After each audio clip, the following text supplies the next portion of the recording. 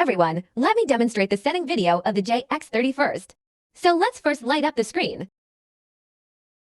Press asterisk and hashtag to enter the system settings mode. To add an administrator, please enter the password. Press hashtag to confirm. Please enter again.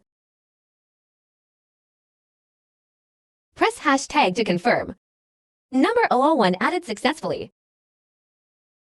1 Add user to delete user 3 door lock function for add administrator. Press for 2 Add an administrator.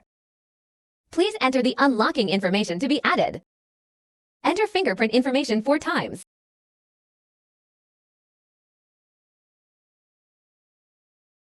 Number 002 added successfully. Fingerprint information entered successfully.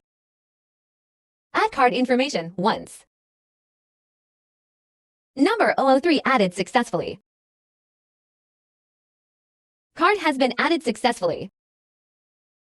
The above are all the steps to set the password for JX30.